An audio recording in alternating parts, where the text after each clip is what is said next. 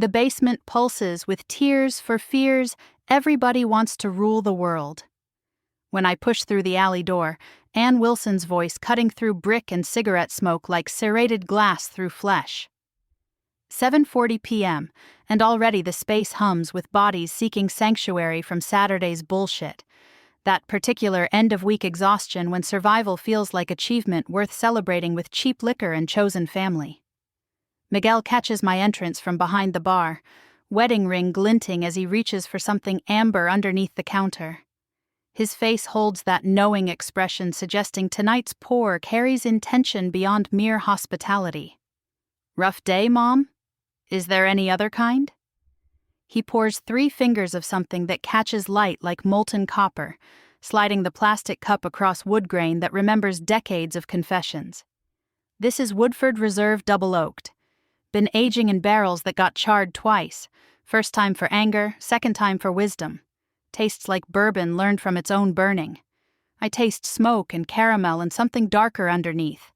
Vanilla fighting with charcoal, sweetness wrestling damage into submission. The burn slides down my throat with familiar comfort, settling into chest cavity where anxiety lives rent-free. Fucking perfect. What's the occasion? Miguel's eyes track across the basement toward corner booth where Gus sits alone. 21 years of rural closeted survival written across hunched shoulders and hands that can't stop moving. Kid's been coming here 3 weeks now, each visit bringing same energy. Hyper-aware, constantly calculating, existing like prey animal in predator territory despite basement holding nothing but other survivors. Thought you might need fortification. Kid's struggling. I follow his gaze. Gus nurses beer like it might explode, eyes scanning room with military precision. Cataloging exits, measuring distances, tracking every person's movement with intensity, suggesting surveillance rather than socializing. His face shifts when anyone approaches, smile appearing too fast, laugh arriving too loud, entire affect changing depending on who's talking. Christ, he's working harder here than he probably did at his day job. All day long, Miguel confirms, wiping down bar top with circular motions that match his concern. Bubba's been watching him since he arrived. Phoenix noticed too. Kid's exhausting himself just existing in the safest space he'll find. Elton's Goodbye Yellow Brick Road bleeds through speakers. This boy's too young be singing. And Gus's shoulders tense further, like Elton's singing directly about his surveillance state existence. He's wearing flannel shirt buttoned to throat despite basement's warmth, jeans without personality, boots built for function not fashion. Everything about his presentation screams, "Please don't perceive me as anything specific." Ezra bounces past hauling beanbag throne toward their usual corner, blue hair catching light like electric silk, piercings glinting rebellion with every movement. They pause seeing Gus, that particular recognition flickering across features suggesting they remember being exactly that terrified. "Hey Mom, new kid's doing the thing, I see it baby." Kira materializes beside me with that uncanny timing suggesting she's been monitoring my stress levels telepathically. Doesn't touch, doesn't perform affection, just stands close enough that her presence registers as gravitational pull toward calm. She's holding book, finger-marking page, but eyes track Gus with clinical precision. He's going to burn himself out before midnight if nobody intervenes. "Working on it," I mutter, taking another pull of bourbon that tastes like patience I don't naturally possess. Brandon occupies stool 3 down, notebook open, gin and tonic sweating condensation while he pretends to write but actually watches Gus with novelist's attention to behavioral detail. His animated hands stay still tonight. When Brandon stops moving, he's processing something that hurts to witness. "Kids code switching every 30 seconds, Brandon observes quietly. Watch his voice pitch, watch his laugh. He's performing different versions of himself depending on who he thinks is listening. I settle onto stool beside him, bourbon warm in palm, and focus on Gus's interactions. He's talking to Grubby now, quiet intersex person who rarely speaks but draws people needing silent acceptance like moths toward flame. Gus's voice drops lower, shoulders broaden, laugh becomes more masculine bark than genuine amusement. Then Phoenix drifts past with River, forest green scrubs announcing 12-hour nursing shift just ended, and Gus's entire affect shifts. Voice softens, posture curves inward, smile turns apologetic. Fuck. He's trying to be whoever he thinks each person needs. Because that's how he survived, Brandon says, something raw underneath his usual wit. You become whoever's safest in the moment. You calculate acceptable masculinity versus punishable femininity. You monitor every gesture, every inflection, every micro-expression for danger signals. It's fucking exhausting. Toto's "hold the line" kicks in, and Gus's eyes sweep room again, cataloging positions, checking exits, measuring threat levels in space, holding 0 threats. His beer's barely touched, but hand grips bottle like life preserver in drowning ocean. Della emerges from kitchen carrying plates of blackened catfish that smell like defiance, surveying room with chef's authority and wife's protective instinct. She spots Gus immediately, recognition flickering across features before she sets plates down and crosses directly to his booth. Kid, you hungry? Gus startles, mask smile appearing instantly, voice modulating toward whatever frequency he thinks Della expects. Oh, I'm good, thanks. That wasn't actually a question. Della's already moving back toward kitchen. You're eating. Can't unfuck yourself on empty stomach. I watch Gus process this, see him trying to calculate correct response, searching for safe performance, finding none because Della doesn't traffic in performance, just aggressive care disguised as orders. Bubba unfolds from corner booth like mountain achieving sentience, massive frame moving with deliberate purpose toward Gus's table. Deep South Georgia voice rumbles like tectonic plates grinding toward earthquake. Mind if I sit, son? Gus immediately code switches again. Voice dropping, posture straightening, performance of casual masculine acceptance appearing from nowhere. Sure, man, yeah, totally, you can stop that. Bubba settles into booth with weight that makes entire structure creak. The voice thing, the posture thing. All that shit you're doing trying to figure out what kind of gay man I need you to be. Kid freezes like rabbit spotting hawk, face cycling through expressions too fast to track. Panic, confusion, defensive anger, desperate please don't hurt me vulnerability. I'm not. Yes, you are. And it's okay. We all did it. Bubba's face holds decades of surviving what should have killed him. I spent 30 years in backwoods Georgia calculating exactly how much gay I could show before somebody put me in ground. You think I don't recognize environment scanning when I see it? You've checked exits 4 times since I sat down. Gus's eyes well up, hand white-knuckled around beer bottle. I don't know how to. Everyone here seems so fucking comfortable, and I feel like I'm performing wrong even when nobody's watching. Because you haven't learned you can stop performing yet. Phoenix appears beside Booth like summoned spirit, purple and gold hair catching light, face holding premature wisdom from surviving parental rejection young. You're still in survival mode. Your nervous system doesn't know you're safe yet. How do I? Gus's voice cracks. How do I make it stop? Talks, it's my life, filters through speakers and something sharp twists in chest cavity, where Gizmo's absence lives permanent and aching. Used to sing this in car, her voice hitting notes making angels weep, tiny human belting lyrics about being ourselvesies and longing before she understood how prophetic those Saturday morning drives would become.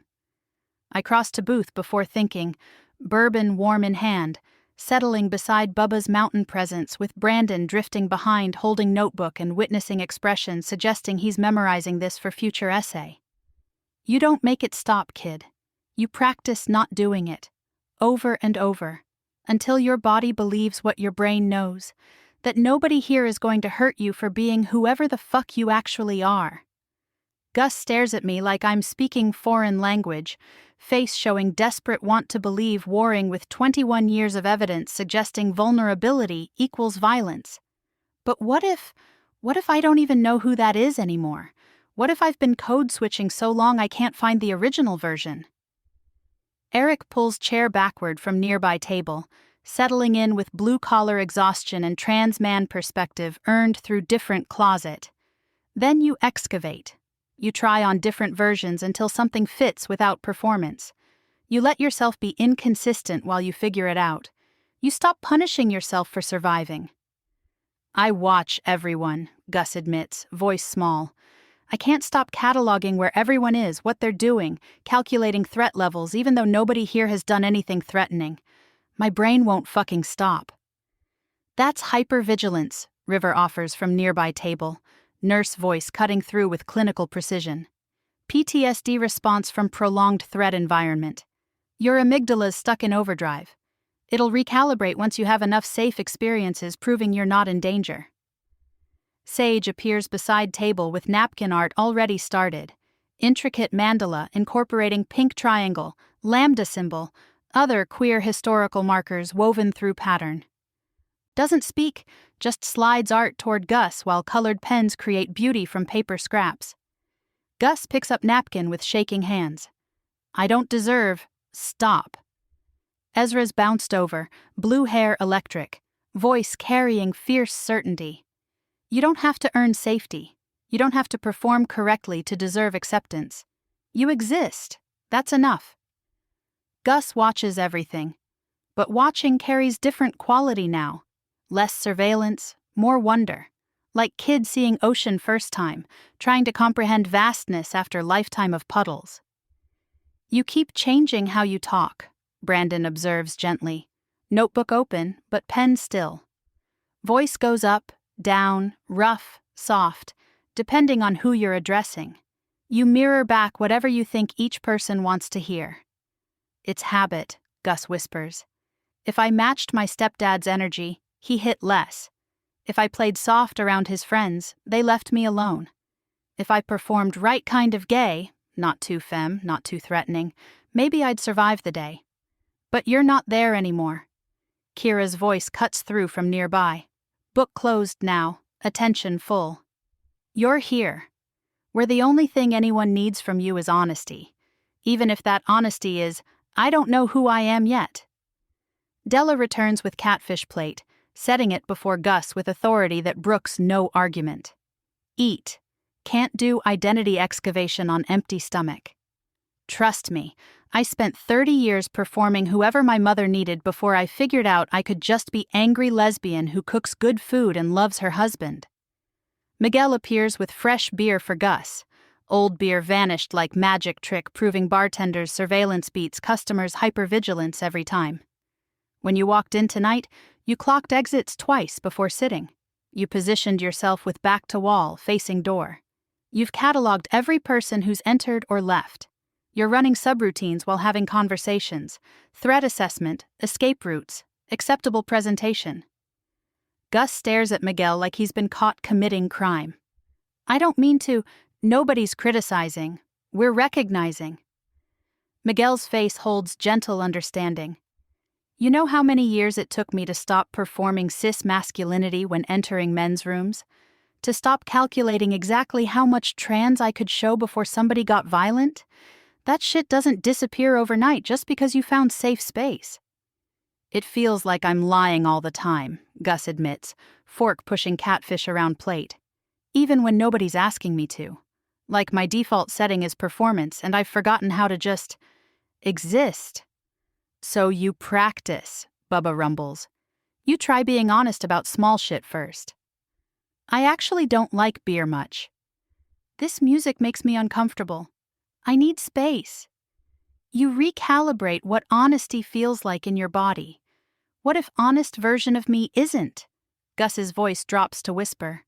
What if I'm more feminine than acceptable? What if I'm not masculine enough? What if I don't fit anywhere?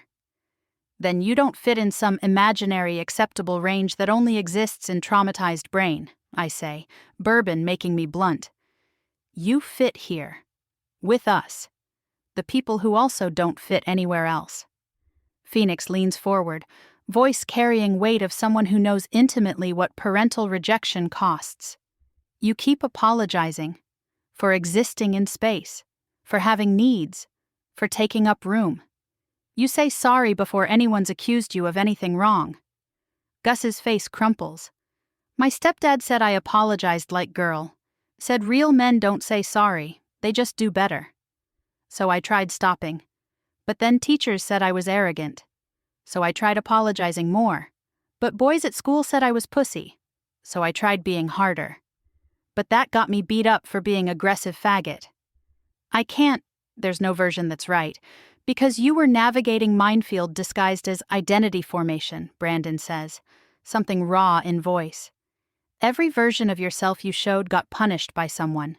So you learned to show nothing real, just reflections of what each audience needed. The kid's crying now, tears tracking down face while he tries hiding it, shoulders curling inward, free hand covering eyes like maybe if he can't see us, we can't see him breaking. Stop hiding, Ezra says softly. You're allowed to cry. You're allowed to hurt. You're allowed to be confused and scared and have no idea who you are. That's not failure. That's honesty. Grubby slides into booth beside Gus without speaking, just sits close enough that their presence registers as solidarity. Someone who understands being erased systematically, who knows intimately what it costs to exist outside rigid categories. I don't know how to turn it off, Gus sobs. The scanning, the monitoring, the constant calculating. My brain won't stop running threat assessments even though nobody here wants to hurt me. You don't turn it off, Eric says with factory worker practicality. You acknowledge when it's happening. You tell yourself, I'm safe right now. You let your body prove what your brain doesn't believe yet. Takes time, takes practice, takes failing repeatedly, and discovering failure doesn't equal death. IG's Prince of Darkness kicks in, and watching this kid try to piece himself together from fragments of performed survival makes my chest ache with recognition. How many years did I spend calculating acceptable masculinity before transition? How many decades performing husband, father, man, each role precise performance keeping real self buried so deep I almost lost her completely. You know what the worst part is? Gus looks up, face wrecked. Sometimes I catch myself being genuine, laughing real, talking honest, existing without monitoring, and I panic. Like I've fucked up, like I've shown too much, like punishment's coming. Because for 21 years, punishment was coming, Kira observes. Your nervous system learned accurate lesson. Authenticity equals pain. Now you're asking it to unlearn survival strategy that kept you alive. That's not weakness. That's neurological reality requiring patience. Della reappears with bourbon, Woodford Reserve matching mine, setting it beside Gus's beer with maternal authority disguised as aggression. Drink this instead. Beer's piss water for people afraid to feel. You want to excavate who you actually are? Stop numbing yourself. Gus picks up bourbon with trembling hands, sips it like sacrament. Watches his face cycle through responses.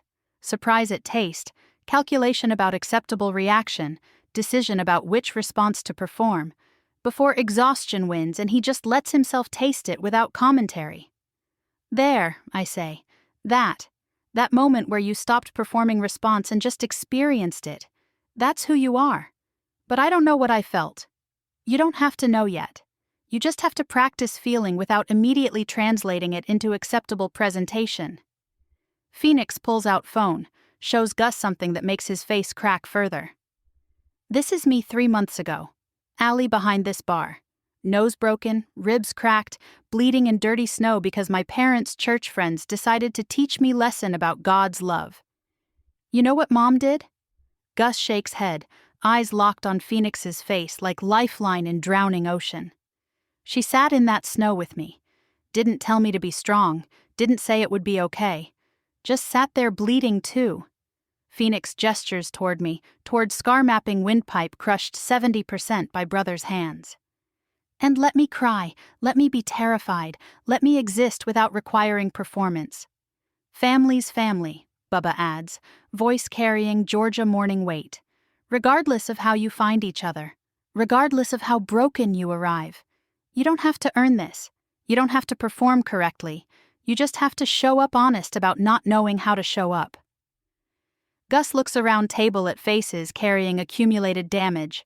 Phoenix's premature aging from parental rejection. My scar tissue mapping brother's violence. Eric's exhaustion from workplace performance, Bubba's weathered features earned through decades of Southern survival, Brandon's rider hands still from witnessing hurt he recognizes intimately. How do you all... Voice breaks. How do you exist without monitoring constantly? How do you trust you're safe? We don't, I admit, bourbon burning truth from throat. We still scan, we still calculate. We still code switch sometimes because 30 years of survival programming doesn't disappear overnight. But we practice. We notice when we're doing it. We give ourselves permission to fuck up. We let chosen family call us out when we're performing instead of existing. And we celebrate small victories, Ezra adds, blue hair catching light like declaration of war against conformity. First time you say no without apologizing. First time you ask for what you actually want. First time you let yourself be inconsistent with yesterday's version without punishing yourself. The basement pulses with bodies moving through space, some claiming territory, some hiding in corners, some dancing alone, some holding quiet conversations that rebuild humanity piece by piece. Every person here carries scars mapping different survival strategies, different closets, different performances that kept them breathing when breathing felt like revolution. Gus eats catfish slowly, bourbon glass warming between both palms, eyes still tracking room but with less military precision. Still scanning, still monitoring, but doing it consciously now, recognizing behavior without immediately judging himself for needing it. You'll catch yourself performing, Brandon says gently, notebook closing. You'll code switch mid-sentence. You'll monitor exits reflexively. You'll apologize before anyone's upset. And each time you'll practice acknowledging it without shame. I'm doing the thing again. That's okay. I'm safe now. Over and over until your body believes it. How long does that take? However long it takes, Kira answers. Stop measuring yourself against imaginary timeline. Stop comparing your healing to others' progress.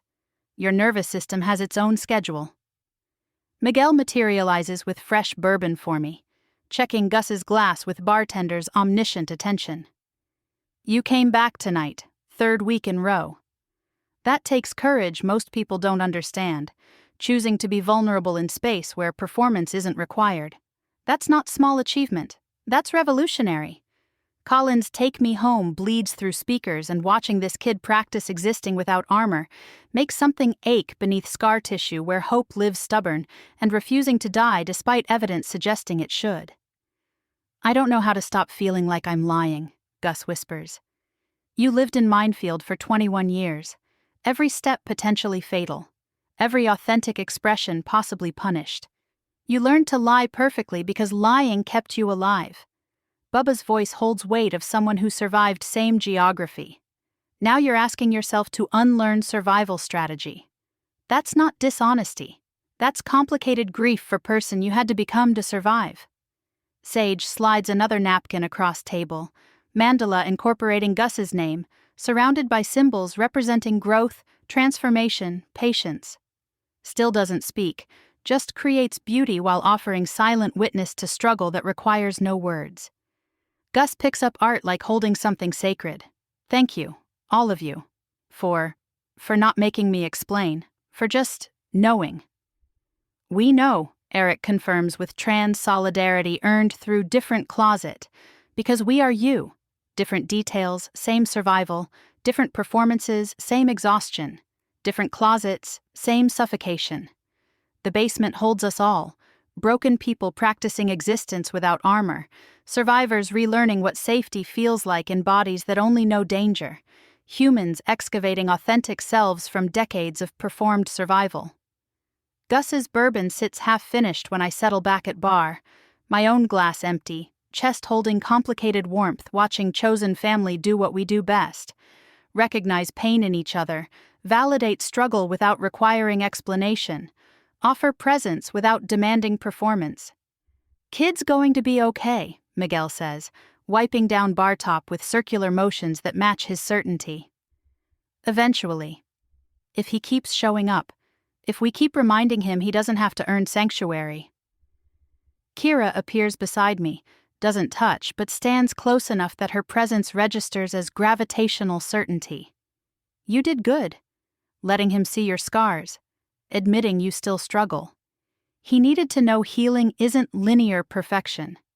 Healing's messy fucking disaster, I mutter, but it's better than performing death forever. We don't see things as they are, we see them as we are. Kira's voice carries gentle observation. Gus sees threat everywhere because he learned world was threatening. We're teaching him different seeing, that sanctuary exists, that performance can stop, that authentic existence won't destroy him. But his nervous system needs proof before it believes. I watch Gus across basement, still sitting with Bubba and Phoenix and Brandon, still scanning occasionally but engaging more, laughing once without calculating acceptable response, existing incrementally more honest with each passing minute. Tomorrow he'll probably regress. Next week might bring backsliding. But tonight he practiced being genuine for 30 consecutive seconds without immediate punishment. That's not nothing.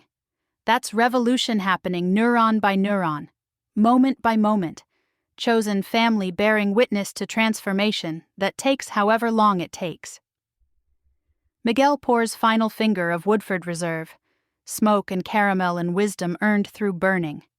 To kids learning, they can stop performing. And to us, remembering we're still learning too. I drink bourbon tasting like patience I'm still cultivating, watching Basement Pulse with survivors practicing existence without armor, humans excavating authenticity from decades of performed survival, chosen family doing most revolutionary thing possible, showing up honest about not having all answers while refusing to abandon each other in confusion. The self is not something ready-made, but something in continuous formation through choice of action. John Dewey. The philosopher understood that identity isn't discovered like buried treasure. It's constructed through repeated practice, through choosing authenticity over performance, even when performance feels safer. Gus spent 21 years forming self through survival actions, through code switching and masking and environment scanning that kept him breathing when breathing felt dangerous. Now he's learning different formation, choosing vulnerability over monitoring, choosing honesty over calculation, choosing authentic confusion over performed certainty. His self isn't found or fixed, but continuously forming through each brave choice to exist genuinely, despite nervous system screaming that performance equals survival.